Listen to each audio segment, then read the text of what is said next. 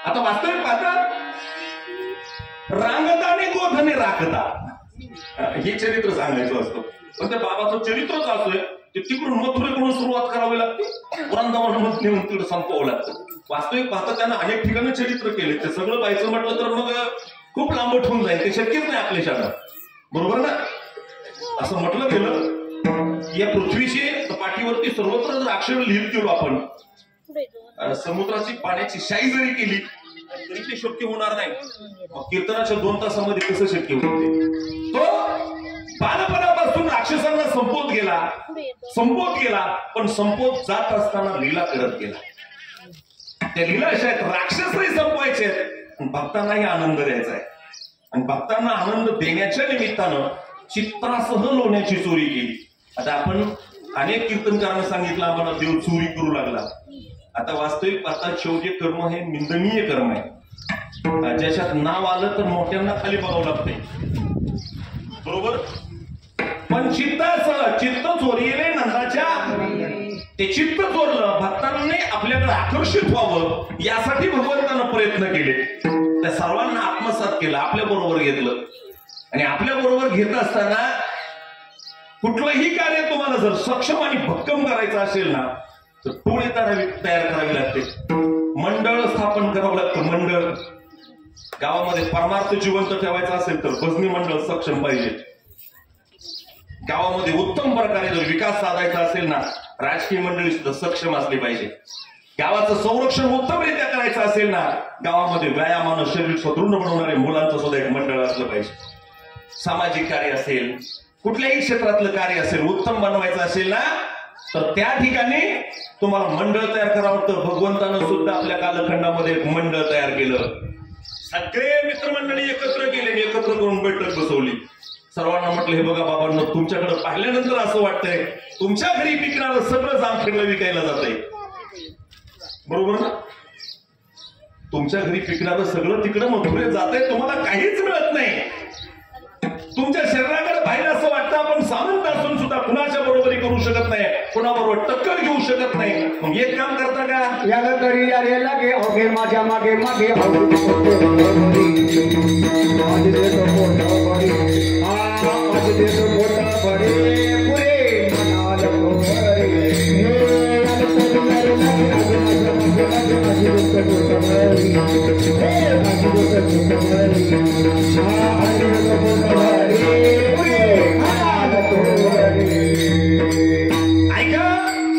भगवंताने हाक मारली, मित्रांना बोलावून घेतलं. मला वाटतं माझ्या जन्मातलं पहिलं कीर्तन असेल तर फास्ट चरित्र सांगतो. काही सोडून द्यावं तीच कळायला तयार नाही, एक दुसरा मुद्दा डोळ्यापुढे येतोय. मित्रांना बोलावून घेतलं, या म्हटले माझ्या बरोबर. मित्र म्हणले काय करावं, जेवढं घरी पिकतंय ना तेव्हा सगळं तिकडं शत्रूंना जाऊन मिळतंय रे. का, आमची ही जी रोडकी अवस्था आहे ना, प्राप्त केलेलं सगळं त्यांना खायला मिळतंय, आम्हाला काही मिळत नाही. देव म्हटलं माझ्या बरोबर या, पोटभर देतो, फक्त येणारे पाहिजेत, बरोबर ना. दिंडीमध्ये फक्त जाणारे पाहिजेत. 20 लाख लोक गेली, कुणी उपवासी झोपलं, पण नुसत्या पोटाचं भागत नाही. या मस्तकामध्ये जी विचाराची सामुग्री पेरली जाते ना ती अनंत पिढ्यापर्यंत पुरते, लक्षात ठेवा. मगाशी महाराजांनी वर्णन केलं, म्हणले महादेव महाराजांनी आम्हाला ही 2 रत्न दिली. आता मला सांगा बाकीचं दिलेलं संपेल कदाचित, खाद्यपदार्थ हे संपेल का, संपवू शकत नाही. आम्ही असणारं धन प्राप्त झालं आणि या व्यासपीठावरती उभा राहण्याची संधी मिळाली. महाराजांनी बरोबर डाव साधला, म्हणले पुन्हा कोण माझा ऐकते आता सांगून टाकू, म्हणजे पुन्हा समारोप करून टाकला. मुद्दा लक्षामध्ये घ्या, मित्रांना हाक मारली, या म्हणलं माझ्या बरोबर या, आज पोटभर देतो, पुन्हा वाचता शिल्लक राहणार नाही इथपर्यंत देतो. सगळे मित्र एकत्र आले आणि घरोघरी ते भक्तांना आकर्षित करण्याचं काम. आता मुद्दा खूप लांबट आहे की ते कुठल्या घरी चोरी करायची, कुणाची करायची, घर पाहून एकांताची. कुठं आज तुम्हाला गवळणीचा प्रकार दिसला ना वाचून पहा, 9वी ते 9 भक्तीचे. आम्हाला कीर्तनकार मंडळी सांगतात तेव्हा नव्हतं हे तुझं लोणी चोरलंय, माहितीच नाही म्हणायचं मग तुम्हाला अध्यात्म. खरी परिस्थिती आहे 9 प्रकारची भक्ती ज्याच्या घरात नांदते ना त्याच्या घरात देव प्रवेश करतो. अरे आपल्या घरात भक्ती या काही प्रकारची नसेल आपला उमरा तरी ओलांडीन काय. 9 भक्तीचे असं घर दिसलं ना एकांताचं एकांत म्हणून म्हणायचं जे एका देवाशिवाय दुसऱ्या कोणाकडे जातच नाही. पंढरीची वारी आहे माझ्या घरी आणि न करी तीर्थव्रत जो एका देवाशिवाय दुसऱ्या कोणाला मानत नाही असा जो कोणी असेल ना त्याच्या घरामध्ये देव जायचा. तो भक्त सुद्धा आग्रही असायचा. आता तो भक्त म्हणजे गोलन या ठिकाणी आग्रहानं सांगायची हे बघ मी बाकीच्यांसारखी नाही तुझी हिंमत असेल ना माझ्या घरी चोरी करून दाखव. आता मला सांगा हे आव्हान आहे का निमंत्रण आहे? तुम्हाला काय वाटतं? कृष्णा तंगडच मोडीन फक्त माझ्या घरची चोरी करून दाखव आणि घर उघडच ठेवायचं. याला काय म्हणता तुम्ही? याला भक्ती म्हणायची. याला आव्हान नाही याला निमंत्रण म्हणायचं. अरे तेव्हा बघ ना आमच्या सुद्धा हजारो पिढ्यांनी आम्ही इथं सगळे गोपाळ आणि गवळणी म्हणजे साखर वेदश्रुतींनी त्या ठिकाणी जन्म घेतलेला आहे. सगळी ही संत मंडळी गोपाळाच्या रूपानं भक्ताला त्या ठिकाणी आनंद लुटण्यासाठी जन्माला आलेले आहेत. मग त्यांनी निमंत्रण दिलं. हळूहळू देव प्रत्येकाच्या घरी शौर्य कर्म करायला लागला. आपल्या दृष्टीनं चोरी करायला लागला आणि एक एक कारण येऊ लागलं. आमसर्याली धावणी मन बाई काय केली रे. सरियाली धावणी बाई काय केली रे. पतीची तारी माझी वेळी दोन्ही गाठ वारून पतीची तारी माझी वेळी दोन्ही गाठ वारून गाठ बाई कोणाशी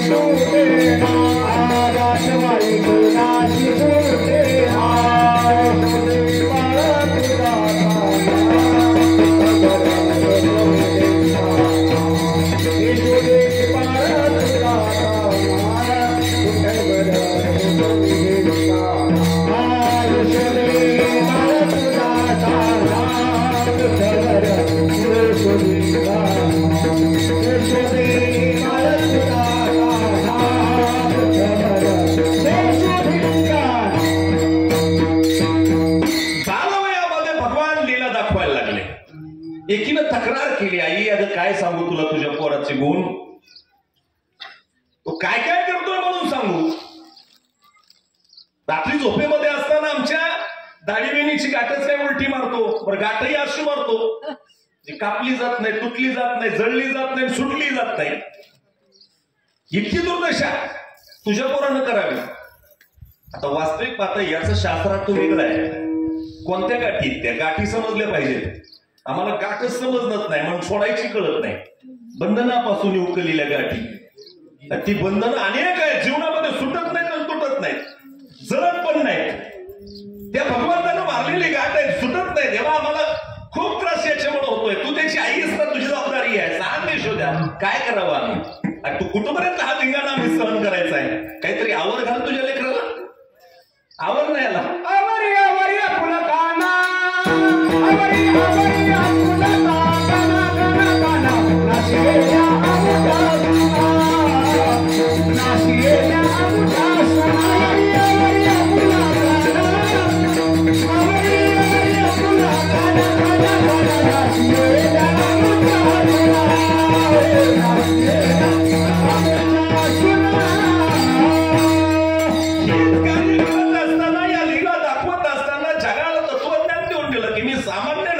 बाकीच्यांना वाटायचं आमचं लेकरू आहे आमच्या नंदाचा मुलगा आहे.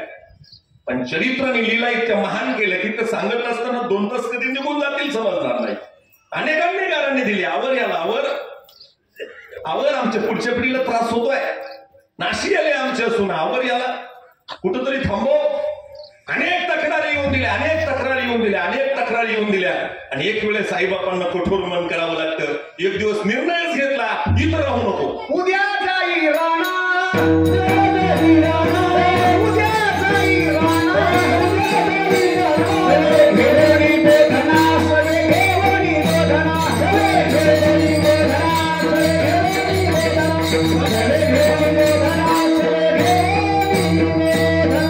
शेवटी निर्णय घ्यावा लागत असतो.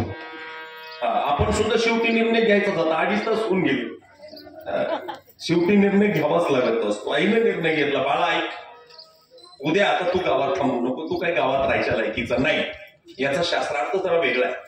चरित्र दोन प्रकारचे अर्थ सांगतं, एक लौकिक अर्थ सांगतं आणि एक शास्त्रार्थ सांगतं. शास्त्रार्थ असा आहे की आजपर्यंत गोकुळामध्ये येणारा एकही शत्रू जिवंत गेला नाही. आता एक काम कर, जंगलात काही लपून बसलेले आहेत तेवढे संपवायचे. त्यांना एक काम कर, तिकडे काही नदीच्या पाण्यात लपून बसलेले पादर, त्याला सुद्धा त्याची चांगली जिरवायची आहे. म्हणून एक काम कर, तू आता गावात राहू नको, उद्या जाई रानात. देवा ऐक, उद्या सकाळी रानात जायचं. तू रानात म्हणजे गोधने सांभाळण्यासाठी जायचंय. जात असताना हा म्हातार सकाळीच उठला, मित्रांना हाक मारली. अरे तुम्ही गाया घेऊन सारे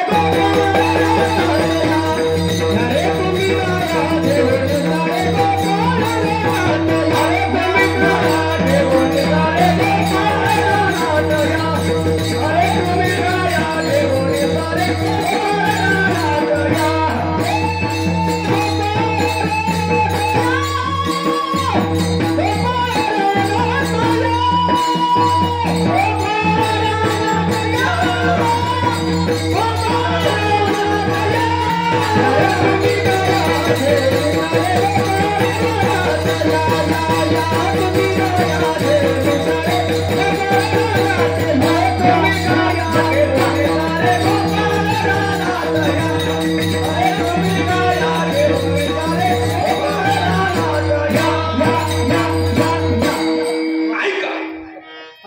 सगळ्या मित्रांना हाक मारली, बोलावून घेतलं, या आपापल्या गायी घेऊन.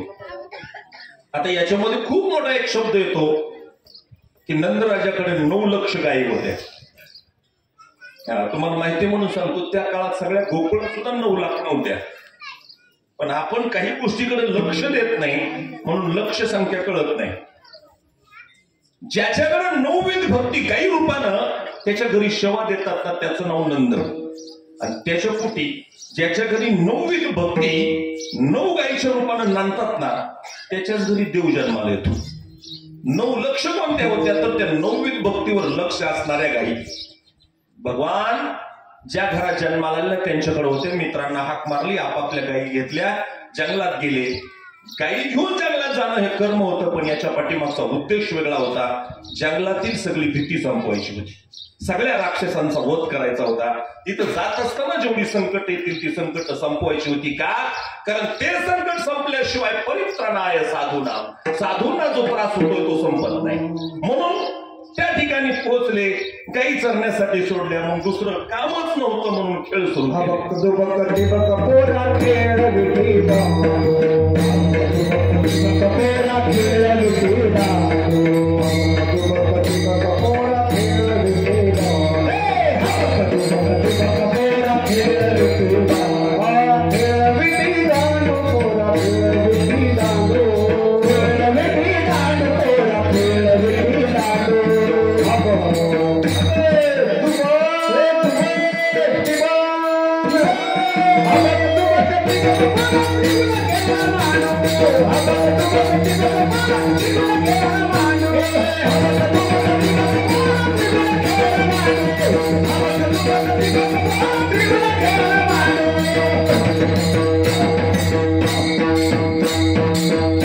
अशा प्रकारचे अनेक खेळ त्या ठिकाणी ही मित्रमंडळी खेळायला लागली.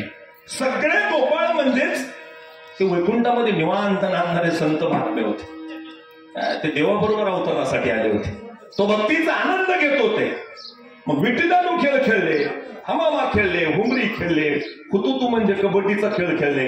आज आपला लोकप्रिय खेळ असणारा ज्याला आपण क्रिकेट म्हणतो तो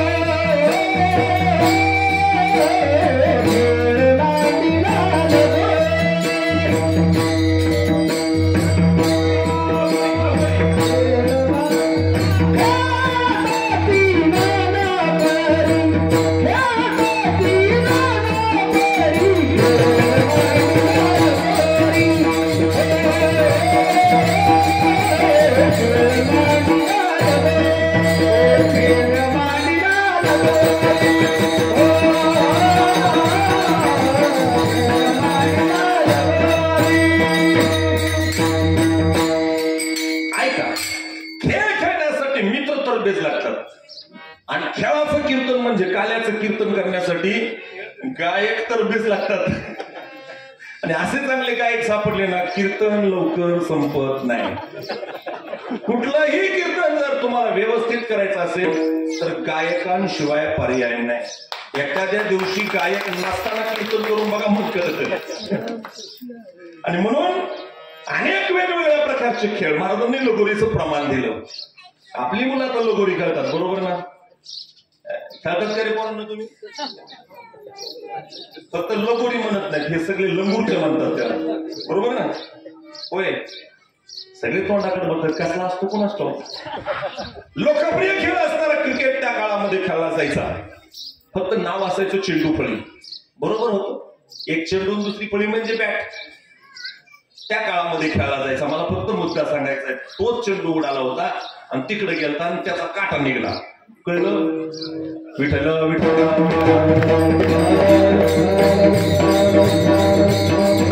असे बऱ्याच कालखंडापर्यंत खेळ खेळत राहिले. शेवटी सर्वांच्या मनामध्ये विचार आला, अरे 1 वाजत आल्या, पावणे 1 झालेली, 20 मिनिटानंतर 1 वाजणार, हे खेळ कुठवर खेळायचे? आली आता वेळ म्हणती हाना शिदोऱ्या, आली आता वेळ म्हणती हाना शिदोऱ्या, आली आता वेळ म्हणती हाना शिदोऱ्या, आली आता वेळ म्हणती हाना शिदोऱ्या, मसावरी सकल अवते आले गोपाळ, आली आता वेळ म्हणती हाना शिदोऱ्या, आली आता वेळ म्हणती हाना शिदोऱ्या, मसावरी सकल